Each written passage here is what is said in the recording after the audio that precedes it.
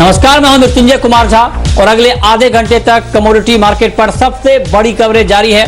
हम आपको बताएंगे कि आज कमोडिटी मार्केट से जुड़ी हुई बड़ी खबरें कौन कौन सी हैं, उसका क्या इम्पैक्ट होगा। सबसे पहले हम बात करेंगे कच्चे तेल की, क्योंकि कच्चे तेल की कीमतों में एक बार फिर से गिरावट आ गई है। एमसीएक्स पर क्रूड का भाव 2400 रुपए के नीचे फिसल चुका है और आज करीब 4.5% तक की गिरावट यहां पर दिख रही है। ब्रेंट क्रूड के दाम करीब 3% नीचे आए हैं और WTI क्रूड में करीब 5% की गिरावट आई है। तो क्रूड मार्केट में गिरावट आ गई है।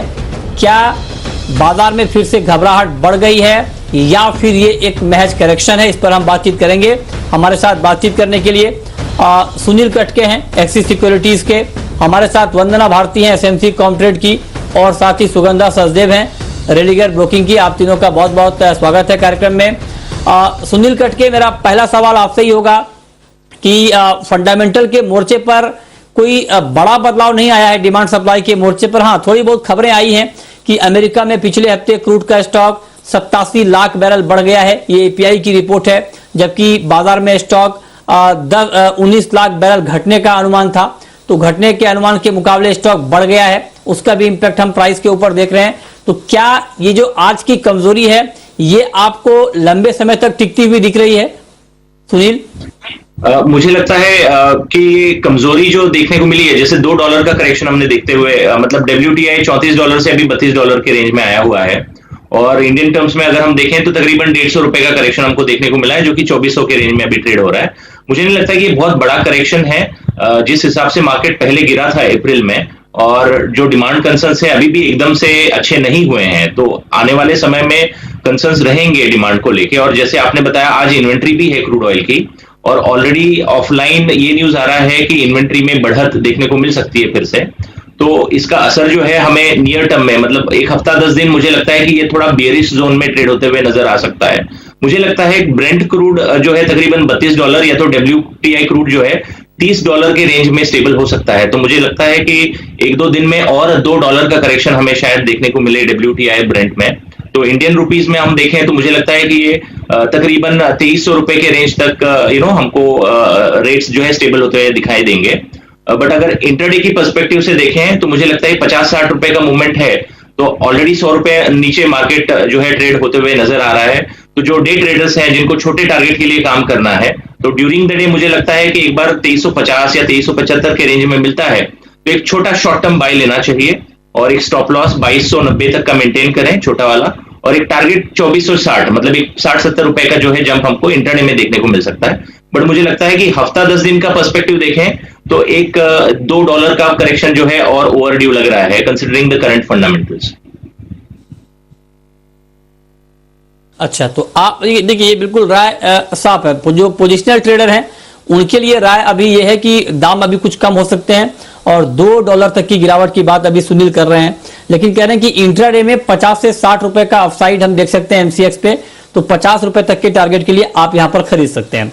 वंदना जी, क्या आपको भी लगता है कि इंट्राडे में 50-60 रुपए अपसाइड टारगेट के लिए क्रूड बाय करना चाहिए? मुझे लग रहा है यहाँ पे मृत्युंजय जी, मैं यहाँ सुनील जी से यहाँ पे अग्री कर रही हूँ। मुझे लग रहा है कि यहाँ पे थोड़ा करेक्शन है और जो आज के ट्रिगर्स हैं वो भी यहाँ पे नेगेटिव है। चाहे आप यहाँ पे ड्यूरेबल गुड्स ले, वो भी यहाँ पे नेगेटिव होके आने की उम्मीद है। पेंडिंग होम सेल्स है US का, ये भी नेगेटिव होके आने की उम्मीद है और इन्वेंट्री की बात ऑलरेडी हम यहाँ पे कर चुके हैं। तो मेरे ख्याल से यहाँ पे थोड़ा सा सेलिंग साइड में बने रहना चाहिए। मेरा टारगेट यहाँ पे थोड़ा सा लंबा होगा कि करंट मार्केट प्राइस पे भी सेल करते हैं तो 2270 तक इनफैक्ट मुझे लग रहा है कि एक बार प्राइसेस जो है वो करेक्ट हो सकते हैं। तो यहाँ पे सेलिंग करके चलना चाहिए और इसके लिए स्टॉप लॉस लगाना होगा 2450 रुपीज का। इंटरनेशनल मार्केट में भी मैं इस लेवल से यहाँ पे एग्री करती हूँ कि एक बार $30 जो है वो WTI में आ सकता है। रैली वन साइडेड यहाँ पे आई थी, तो ये थोड़ा सा प्रॉफिट बुकिंग यहाँ पे कह सकते हैं कि हेल्दी प्रॉफिट बुकिंग जो है वो देखने को यहाँ पे मिल सकता है। ओके, ठीक है। तो आप और आपकी और सुनील जी की राय बिल्कुल एक है। हमारे साथ सुगंधा सचदेव भी हैं रेलिगर ब्रोकिंग की। सुगंधा जी, बहुत बहुत स्वागत है आपका। आपका व्यू क्या है? क्या आपको भी क्रूड का मार्केट आज के लिए यहां से रिकवर होता हुआ दिख रहा है? Good morning Mrityunjay. अगर हम क्रूड के प्राइसेस की बात करें तो यस, आज इंट्राडे सेशन में कुछ हद तक रिकवरी देखने को मिल सकती है। बिकॉज प्राइसेस में हमने हायर लेवल से कुछ हद तक ऑलरेडी प्रॉफिट बुकिंग आते हुए देखी है, बट मुझे लगता है अगर हम कुछ अगले नेक्स्ट 10 डेज का आउटलुक लेते हैं तो मुझे लगता है प्राइसेस में कुछ हद तक प्रेशर देखने को मिलेगा। अगर हम हाई साइड पे WTI क्रूड की बात करें तो 34 से 35 डॉलर में एक सिग्निफिकेंट रेजिस्टेंस है। इवन दो मार्केट में हमने काफी हद तक साइंस ऑफ रीबैलेंसिंग आते हुए देखा है, सप्लाई में काफी हद तक कमी आई है और डिमांड भी काफी हद तक स्ट्रांग हुई है because economies have gradually started to reopen. और यूएस के रिक काउंट में भी अगर हम देखें तो पिछले 9 हफ्ते से डिक्लाइन देखने को मिला है। पर जो एपीआई इन्वेंट्रीज के डेटा में हमने स्लाइट बिल्डअप आते हुए देखा और यूएस और चाइना की टेंशन भी काफी हद तक बढ़ रही हैं रिगार्डिंग हांगकांग। और रशिया ने भी इंडिकेट किया है कि वो जुलाई से आगे अपने सप्लाई कट एग्रीमेंट को शायद ना एक्सटेंड करें, तो ये फैक्टर्स स्लाइटली नेगेटिव रहेंगे प्राइसेस के लिए। मुझे लगता है हाई लेवल पे सेलिंग करके चल सकते हैं at levels of around 2550।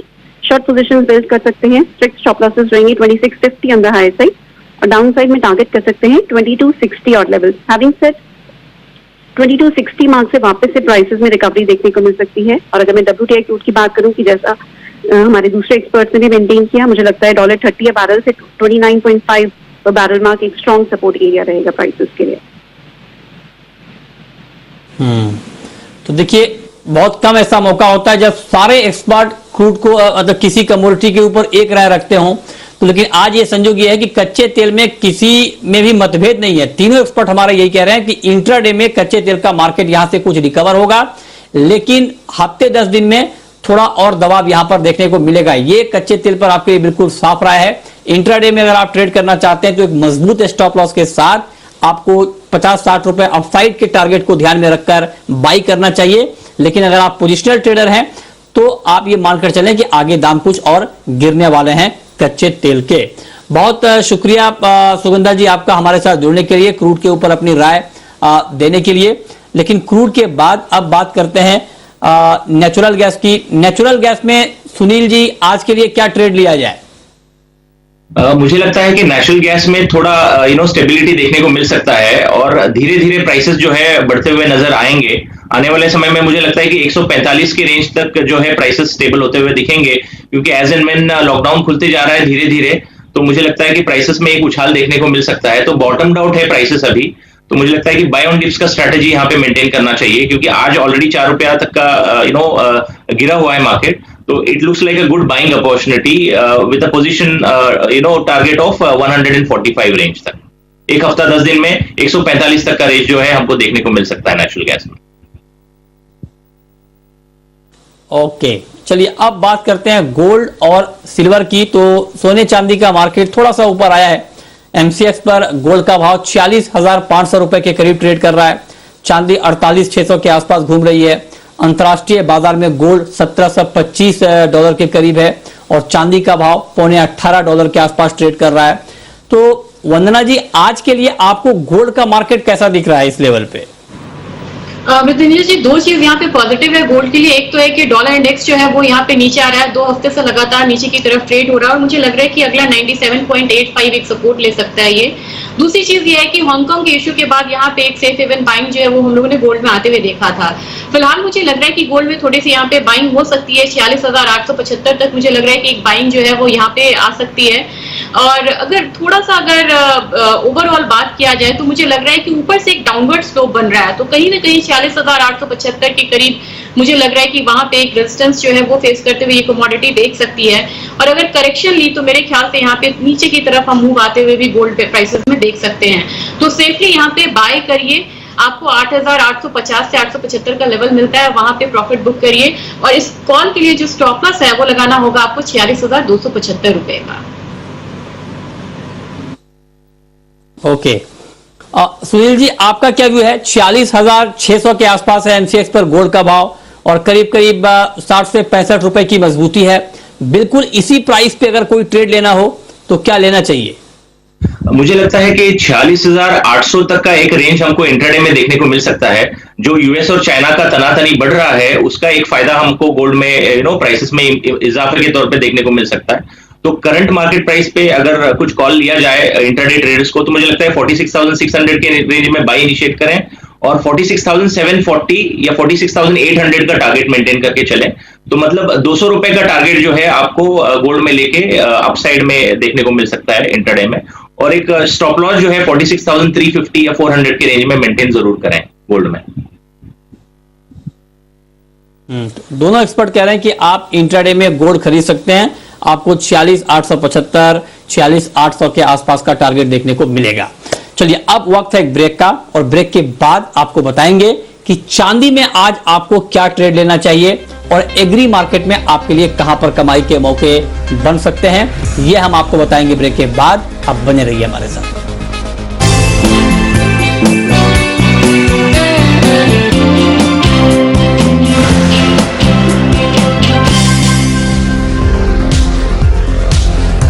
Break के बाद भी आपका स्वागत है। अब बात करते हैं चांदी की, सिल्वर की। चांदी पर वंदना जी आपका क्या व्यू है, और चांदी में आज क्या ट्रेड लेना ठीक रहेगा? मुझे लग रहा है कि गोल्ड के साथ एक सपोर्ट जो है ये यहाँ पे चांदी को भी यहाँ पे मिलेगा, और रेशियो तो इम्प्रूव हुआ था, लेकिन यहाँ पे फिर भी मुझे लग रहा है कि आज के दिन में थोड़ा सा एक केप्ड अपसाइड यहाँ पे देखने को मिल सकता है। 48,650 के लेवल पे मैं बाइंग यहाँ पे रिकमेंड करूंगी। मुझे लग रहा है कि एक बार 49,000 के करीब प्राइसेस जो है जा सकते हैं। स्टॉप लॉस इसके लिए लगाना होगा 48,350 रुपए का यहाँ पे। ओके, ठीक है। तो ये राय आपकी सिल्वर के ऊपर है कि सिल्वर में अभी क्या करना चाहिए, इस पर आप नजर रखिए। आगे बढ़ते हैं, अब बात करते हैं बेस मेटल की। मेटल में जिस तरह से अमेरिका और चीन के बीच तनाव बढ़ता जा रहा है कटके जी, ऐसे में मेटल मार्केट का परफॉर्मेंस आगे क्या होने वाला है, और उसको देखते हुए क्या ट्रेड लेना अभी मेटल में ठीक रहेगा? जी, मुझे लगता है जो रिसेंट डेवलपमेंट्स हैं, यूएस चाइना के जो ट्रेड कंसर्न्स बढ़ रहे हैं, तो इसका जाहिर सी बात है कि बेस मेटल मार्केट पे नेगेटिव इंपैक्ट रहेगा। और कोरोना का तो ऑलरेडी इंपैक्ट है ही, लॉकडाउन की वजह से डिमांड जो है ठप है ही। तो अभी जो धीरे धीरे लॉकडाउन खुलने की वजह से मार्केट में जो थोड़ा शॉर्ट टर्म तेजी देखने को मिली थी बीट कॉपर में या निकल में, वो कैप हो गया जैसे ही यूएस और चाइना के टर्म्स जो है खराब होते हुए नजर आ गए। इवन कल यूएस ने हांगकांग का स्पेशल स्टेटस छीन लिया, जिससे ट्रेड हैम्पर होगा। तो मुझे लगता है कि शॉर्ट टर्म में ये न्यूज का इंपैक्ट बेस मेटल्स पे थोड़ा वीक डायरेक्शन में भेज सकता है। तो मुझे लगता है कॉपर जो है तकरीबन 405 के रेंज तक देखने को मिल सकता है, अभी 412 के रेंज में चल रहा है, तो वहां पे सेल बनता है। निकल भी 930 के रेंज में चल रहा है, तो मुझे लगता है कि फिर से वो 910 या 905 के रेंज तक देखने को मिल सकता है। तो मेजर कंज्यूमर्स, दो बड़े इकोनॉमीज जब भिड़ते हैं तो इसका इंपैक्ट इंडस्ट्रियल मेटल्स पे नेगेटिव ट्रेंड जो है ये करता है। तो मुझे लगता है कि कॉपर को 412.50 में बेच के चलें, और 408 का इंट्राडे टारगेट लगा के चलें, और 414 का स्टॉप लॉस मेंटेन करें। और इवन निकल में साथ ही 932 के रेंज में बेचें, और 940 का स्टॉप लॉस लगाएं, और हो सकता है 920 और 915 का रेट आज ही देखने को मिल जाए। ठीक है, ओके। तो ये राय आपकी मेटल में है। वंदना जी, आपकी टॉप पिक, आपको मेटल में भी सबसे ज्यादा पसंद कौन सा काउंटर है? मृत्युंजय जी, यहाँ पे मैं टोटली अग्री कर रही हूँ, क्योंकि यहाँ पे जैसे ही रिसर्फेस हुआ यूएस चाइना का ट्रेड वॉर और लगातार स्टेटमेंट्स आ रहे हैं, इसका फर्क जो है सीधे तौर पे बेस मेटल को मिला है।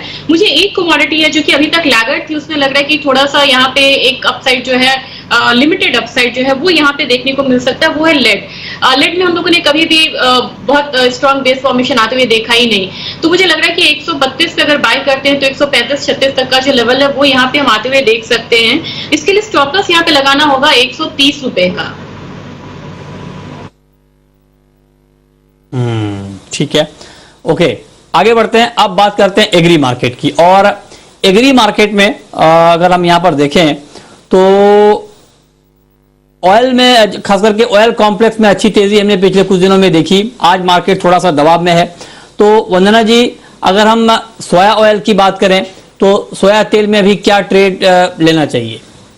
मुझे लग रहा है यहाँ पे मृत्युंजय जी की सोया ऑयल में एक थोड़ा सा शार्प करेक्शन जो है वो यहाँ पे एक्सपेक्टेड है, और रैली आते हुए हम लोगों ने देखी। और जैसे ही रबी का फुल फ्लेजेड यहाँ पे क्रॉप जो है मार्केट में आ जाता है, क्रशिंग यहाँ पे थोड़ी सी बढ़ी रही है, तो इसका दबाव आते हुए सोया तेल पे हम देख सकते हैं। मेरे ख्याल से 785 पे सेल करना चाहिए। थोड़ा लंबा टारगेट यहाँ पे दे रही हूँ, मुझे लग रहा है 770 प्राइसेस जो है वो आ सकते हैं, और 792 का एक स्टॉप लॉस यहाँ पे रखना चाहिए। ठीक है, तो ये राय आपकी सोया ऑयल के ऊपर है। ग्वार में अभी क्या आउटलुक है आपका वंदना जी? ग्वार में कोई ट्रेड लेना चाहिए क्या अभी? मुझे लग रहा है कि ग्वार में बहुत ज्यादा मूवमेंट यहाँ पे है नहीं और थोड़ा सा 20-30 रुपए तक की जो गिरावट है वही रहेगी, क्योंकि क्रूड में ऑलरेडी यहाँ पे एक एक्सपेक्टेड है जो प्रॉफिट बुकिंग आएगी 100-150 रुपए तक का फॉल जो है वो हम एक्सपेक्ट कर रहे हैं। तो कहीं ना कहीं ये यहाँ पे डिस्काउंट हो सकता है 40 से 50 रुपए तक के फॉल में ग्वार में भी। तो मेरे ख्याल से यहाँ पे सेलिंग साइड में रहना चाहिए। गम में थोड़ा सा एक रेंज बाउंड मूवमेंट है, तो उसको मैं भी फिलहाल अभी उसमें ट्रेड की राय नहीं दूंगी। ओके, ठीक है। अब एक और महत्वपूर्ण खबर जो हम आपको लगातार 1-2 दिनों से बता रहे हैं, खबर यह है कि टिड्डियों का आतंक भारत में बढ़ता जा रहा है और राजस्थान, गुजरात, महाराष्ट्र, यूपी और एमपी सबसे ज्यादा प्रभावित राज्य हैं। और रेगिस्तानी टिड्डियां अफ्रीका के सहार रेगिस्तान से उत्पन्न हुई हैं। और आपको बता दें कि कीड़े बहुत कम समय में फसलों और पौधों को नष्ट कर देते हैं। कृषि मंत्रालय ने यह भी कहा है कि एक दिन में 1 वर्ग किलोमीटर का झुंड 35,000 लोगों के लिए पर्याप्त फसल खा सकता है। तो ये इतना बड़ा डैमेज इसका टिड्डियों का हो सकता है। और हमने कुछ बड़े एक्सपर्ट से बात की, उनका ये कहना है कि अगर ये 1-2 महीने तक और टिका रह जाता है तो जो खरीफ की बुआई शुरू होगी जून जुलाई के महीने में, खरीफ की सोइंग को भी बड़ा डैमेज करता है। एक्सपर्ट का यह भी कहना है कि जहां भी ये दल बैठता है वो आसपास की हरियाली को निगल जाता है। आप इसकी गंभीरता का अंदाजा इस बात से लगा सकते हैं। हमने कई बड़े एक्सपर्ट को जोड़ा, उनसे जानना चाहा। उन्होंने कहा कि निश्चित तौर पर यह बहुत ज्यादा हानिकारक है और ये 27 साल में, पिछले 27 साल में टिड्डियों का सबसे बड़ा हमला है।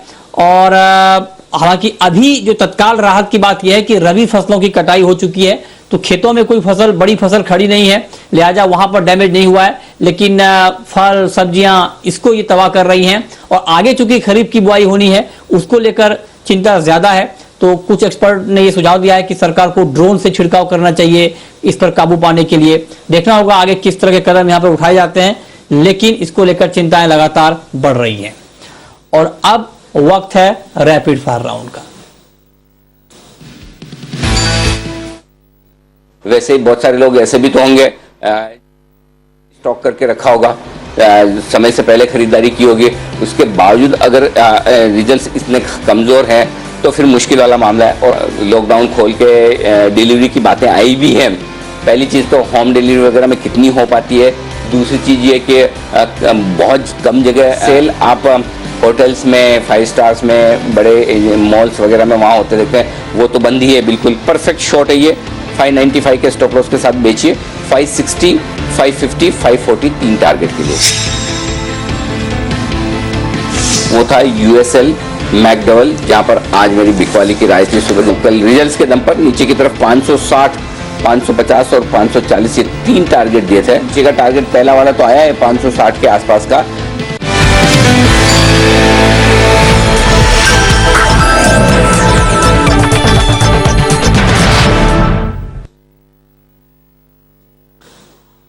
वंदना जी, आपकी पहली रैपिड फायर कॉल क्या होगी? मैं रिफाइन से हमें यहाँ पे सेल देना चाहूंगी मृत्युंजय जी। मुझे लग रहा है यहाँ पे 785 के लेवल पे सेल करना चाहिए। 770 का यहाँ टारगेट रखना चाहिए। स्टॉप लॉस होगा 792 रुपए का। ओके, आपकी कॉल कटके जी। मुझे लगता है कि बेस मेटल में कॉपर में एक मंदा मौका मिल सकता है। मतलब 412.50 में सेल करना चाहिए। 414.50 का स्टॉप लॉस मेंटेन करिएगा और 408 का टारगेट इंट्राडे में किया जा सकता है। ओके, आपकी आखिरी कॉल वंदना जी। गोल्ड मुझे बाय यहाँ पे लग रहा है 46,475 पे बाय करना है। 46,875 का टारगेट रखना चाहिए। स्टॉप लॉस यहाँ पे 46,275 का लगा के चलना चाहिए। ठीक है, बहुत शुक्रिया वंदना जी आपका, और सुनील कटके जी आपका हमारे साथ जुड़ने के लिए, बताने के लिए कमोडिटी में कहां पर कमाई के मौके बनेंगे। तो फिलहाल इस बुलेटिन में इतना ही। वक्त है ब्रेक का। ब्रेक के बाद देखिए हमारा खास शो रोड टू रिकवरी। नमस्कार।